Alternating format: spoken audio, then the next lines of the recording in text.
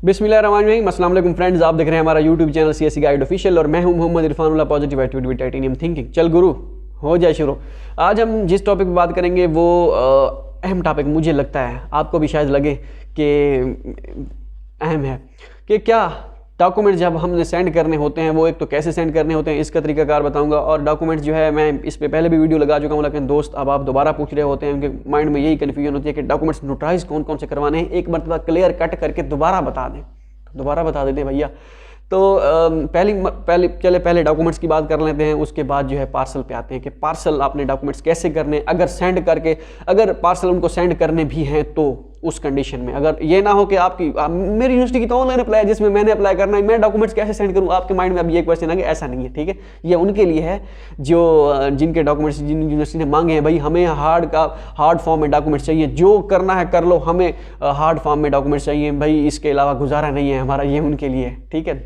दूसरा सवाल है ये। पहले हम बात आते हैं कि नोटराइज कौन कौन से करवाने हैं। नोटराइज अगर तो आप PhD के लिए अप्लाई कर रहे हैं, ठीक है, आप अपनी बैचलर की डिग्री और ट्रांसक्रिप्ट ये दो चीज़ें नोटराइज करवाएंगे। और इसके अलावा आप अपनी MPhil की जो होगी डिग्री और ट्रांसक्रिप्ट, अगर आप पढ़ रहे हैं ट्रांसक्रिप्ट जो आपके रिजल्ट कार्ड बनेंगे वो, और प्रोविजनल सर्टिफिकेट तो आपका नहीं होगा, होप सर्टिफिकेट होगा वो, ठीक है। ये चीज़ें मैट्रिक और इंटरमीडिएट को गोली मारें, उनको छोड़ें, उनको नोटराइज कराने की कोई ज़रूरत नहीं है। हाँ, अगर आपका दिल अभी नहीं भरता कि नहीं मैं कराऊंगा और ये भी अटैच करूंगा तब भी कर सकते हैं, कोई इशू नहीं है। उनको मैट्रिक और इंटरमीडिएट की चीज़ों के साथ कोई लेना देना नहीं है, ठीक है। हमें शुरू में हमें भी लगता था नहीं क्या पता उनको हो ये रिक्वायरमेंट, इसका कोई उनके साथ कोई लेना देना नहीं है।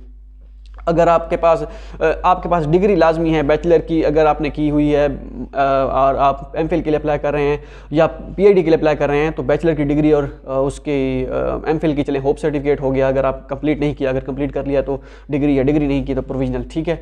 तो ये चीज़ें टोटल आपके डॉक्यूमेंट्स बनेंगे। BS 4 साल की अगर आपकी है तो 2 पेजेस आपके ट्रांसक्रिप्ट के नोटराइज ये हो गए, एक डिग्री हो गई बैचलर की, ठीक है। ये 3 चीज़ें हो गई। अगर आप MPhil के लिए अप्लाई कर रहे हैं तो आपके पास ये 3 चीज़ें नोटराइज होना जरूरी है, ठीक है। अगर आप PhD के लिए अप्लाई कर रहे हैं तो आपकी बैचलर की 2 पेजेस ट्रांसक्रिप्ट के, हो सकता है आपका ट्रांसक्रिप्ट का एक पेज हो बैचलर का, क्योंकि हमारे 2 थे, मैं उस वजह से कह रहा हूँ, क्योंकि कुछ यूनिवर्सिटीज एक पेज ही बना देती हैं, वो कहती हैं एक ही पेज में 8 सेमेस्टर की डिटेल आ जाती है। हमारे 8 सेमेस्टर की डिटेल एक पेज पे नहीं आई थी, 2 पे आई थी, इसलिए मैं 2 कह रहा हूँ। अगर आपकी ट्रांसक्रिप्ट एक पेज की है तो एक पेज ही आपका काफ़ी है, ठीक है। तो वो पेज हो गया। 2 पेजेस ट्रांसक्रिप्ट के हो गए, ये मैं अपने हिसाब से बता रहा हूँ। आपका अगर एक ट्रांसक्रिप्ट का पेज है तो it's okay, don't worry. 2 pages ये हो गए, एक डिग्री का बैचलर का हो गया। और अगर आप PhD के लिए अप्लाई कर रहे हैं तो MPhil के एक पेज MPhil का हो गया, ट्रांसक्रिप्ट का 2 सेमेस्टर या 4 होंगे, एक ही बनेगा तो, और एक पेज हो गया डिग्री का, ठीक है। अगर डिग्री नहीं है प्रोविजनल, वो भी नोटराइज करवाना है। और अगर होप सर्टिफिकेट है, डिग्री कंप्लीट नहीं हुई तो वो भी नोटराइज करवाना है, ठीक है। ये उस कंडीशन में अगर आपकी डिग्री कंप्लीट नहीं हुई तो, ठीक है। ये तकरीबन कोई 4 से 5 डॉक्यूमेंट्स बनेंगे जो आपने नोटराइज करवानी है। यही सिर्फ डॉक्यूमेंट्स नोटराइज करवाने हैं, इसके अलावा मैट्रिक और इंटरमीडिएट के नहीं करवाने, कोई इशू नहीं है। लास्ट टाइम करवाए थे अगर आपने लास्ट ईयर तो वो भी चल जाएंगे, कोई इशू नहीं है। नोटराइज का इतना इशू नहीं होता, क्योंकि नोटरी पब्लिक से आपकी यही तस्दीक काम काफ़ी होती है कि हाँ भाई इसके डॉक्यूमेंट्स ओरिजिनल हैं, ठीक है। तो अच्छा, ये तो हो गया। अगर आपकी तसल्ली नहीं होती, फिर भी आप कहते हैं नहीं मैं जो है ताज़े जो है नोटराइज करवाऊंगा डॉक्यूमेंट्स, ताकि उनको पता चले इसकी फ्रेश जो है एप्लीकेशन इसने तैयार किया, तो तब भी कर सकते हैं, कोई इशू नहीं है, ठीक है। ये भी कंडीशन आपके पास है, आप जैसे मर्जी करना चाहें कर सकती हैं, कर सकते हैं, सकती नहीं सकते हैं। आप दोनों के लिए बात कर रहा हूँ, जेंडर और जो है मेल और फीमेल।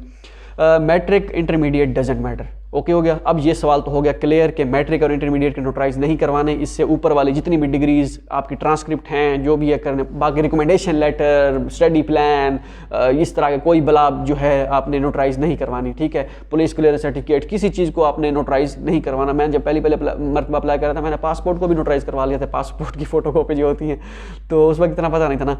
तो ये चीज़ें ओके हो गया। अब आते हैं डॉक्यूमेंट्स पे। डॉक्यूमेंट जिनके सेंड करने हैं, जिन्होंने नहीं सेंड करने, जिन यूनिवर्सिटी की ऑनलाइन अप्लाई है वो छुट्टी कर सकते हैं, कच्ची क्लास को छुट्टी, ठीक है। जिन्होंने अब सेंड करने हैं उनके लिए ये वीडियो, ठीक है। ये मत कहिएगा कि ये हमें इस बंदे ने बिठा लिया है वीडियो देखने के लिए, क्यों हमारी सिर्फ ऑनलाइन अप्लाई है, तो आप जा सकते हैं, ठीक है। कल आइएगा दोबारा, आपको छुट्टी है। अच्छा, अब डॉक्यूमेंट जिन्होंने सेंड करने होते हैं उन्होंने कैसे सेंड करने होते हैं।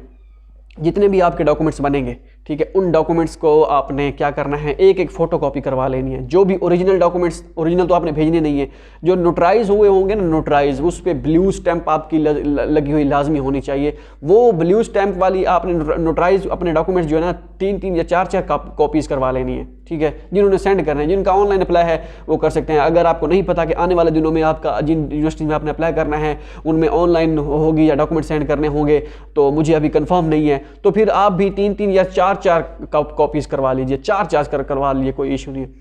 4 कापीज़ बैचलर की, ट्रांसक्रिप्ट की, 4 डिग्री की, 4 अगर एमफिल के लिए कर रहे हैं उसकी डिग्री की और उसकी ट्रांसक्रिप्ट की, ठीक है। 4 फोटो कॉपीज़ कर लीजिए, आपके पास पड़े रहने चाहिए, आपके पास सारा जो है सारे लवाजमात पूरे होने चाहिए, ठीक है। वो उनकी फ़ोटो कॉपी करवा लेनी है।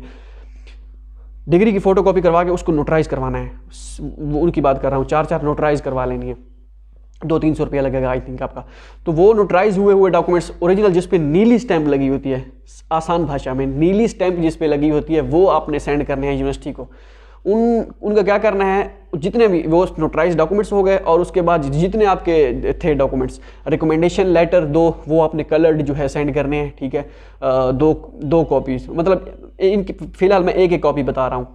जितने नोटराइज की एक कॉपी हो गई, ओरिजिनल मीन्स जिसके नीली स्टैंप लगी होगी जिस पे वो ओरिजिनल बन जाएगा आपके नोटराइज। वैसे तो हमारी ओरिजिनल और होती है ना, HEC वाली किसी वेरिफिकेशन की कोई ज़रूरत नहीं है। अगर आपके पास है तो ठीक है, उसका भी बैक साइड आप प्रिंट करवा लें, अगर नहीं है तो कोई इशू नहीं है, ठीक है। Notarize documents, recommendation letter original, physical examination form, उसको जो आपने करवाया होगा, एक ही बनवाया होगा ना हॉस्पिटल से, उसको आपने फ़ोटो कॉपी करवा लेना है। वो आपने जब सेंड करना है फ़ोटो कॉपी सेंड करना है। ये ना हो कि आप ओरिजिनल सेंड कर दें उनको, बाद में आप फिर देखते रहें कि भाई मेरा ओरिजिनल कहाँ गया, वो तो मैंने उनको सेंड कर दिया, अब मैं दूसरी यूनिवर्सिटी को क्या सेंड करूँगा, अगर सेंड नहीं किया तो अपलोड कैसे करूँगा।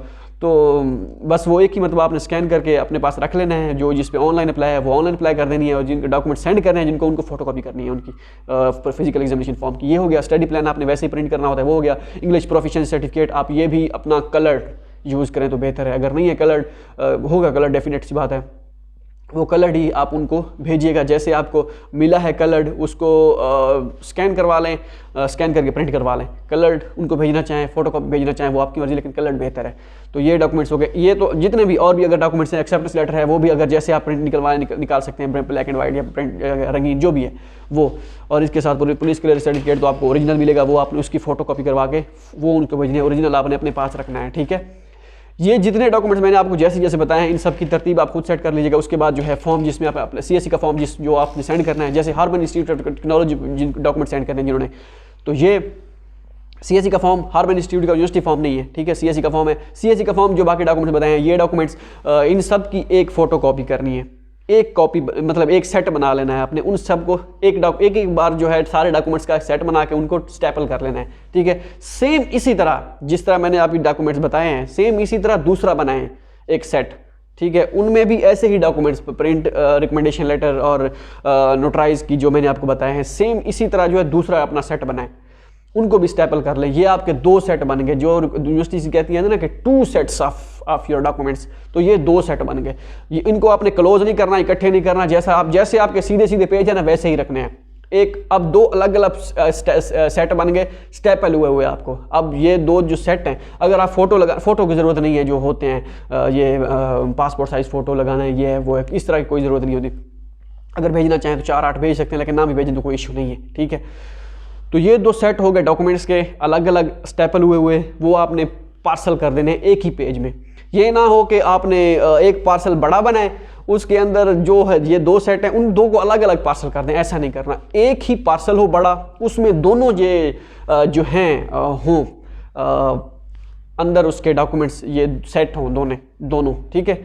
दोनों, ठीक है, वो पंजाबी का वर्ड। तो दोनों जो है ये डॉक्यूमेंट्स जो हैं आपके अंदर होने चाहिए उसके पार्सल के, ठीक है।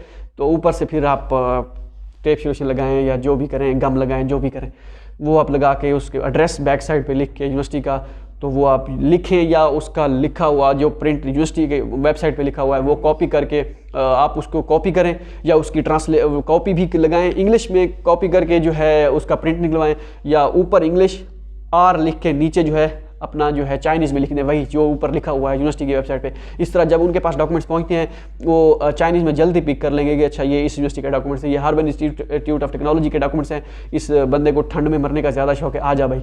-40 जो है उस पर होता है। खैर वो जाने बाद में मसला है, वो इतना बड़ा इशू नहीं है, ठीक है। एडमिशन करना है फिलहाल भैया, 40 हो, 45 हो, 90 हो, 100 हो, जो भी है एडमिशन चाहिए, तो ये आपने कर लेना है पार्सल और यूनिवर्सिटी को कर देने हैं सेंड। अगर प्रोफेसर के साथ रब्ता है तो उसको आप फॉर्म सेंड कर दीजिए और कर दिए कि मैंने तो अपनी तरफ से काम कर दिया भाई, अब तेरी जिम्मेदारी है, तू जान और ये डॉक्यूमेंट्स जान, मेरी तरफ से हो गया, मेरी तरफ से काम है, हो गया छुट्टी। ठीक है, इस तरह आपने डॉक्यूमेंट्स जो है पार्सल करने हैं। और डॉक्यूमेंट्स नोटराइज का भी मैंने बता दिया, और जो है कौन कौन से जो है बाकी IBC से वेरिफिकेशन, HE से वेरिफिकेशन, किसी अला बला एरे खैर नथु खैर से डिपार्टमेंट से किसी डिपार्टमेंट से भी आपको नोटराइज की ज़रूरत नहीं है, नोटराइज नहीं, वेरिफिकेशन की ज़रूरत नहीं है। ठीक है, तो होप सो ये वीडियो आपके लिए फ़ायदेमंद साबित हो। अगर आपका भी कोई क्वेश्चन है तो आप भी पूछ सकते हैं। और बाकी ये तो मैं कभी नहीं कहूँगा कि हमारे चैनल को सब्सक्राइब कर दें और बेल आइकन पे क्लिक कर दें, लाइक का बटन दबा दें, घंटी का बटन दबा दें ताकि आने वाली अपडेट मिल सकें। ऐसा नहीं कहेंगे भैया, ये हमारे जो है खून में शामिल नहीं है। ओके, मिलते हैं अगली वीडियो में, दुआ में याद रखिएगा। अल्लाह हाफ़िज़।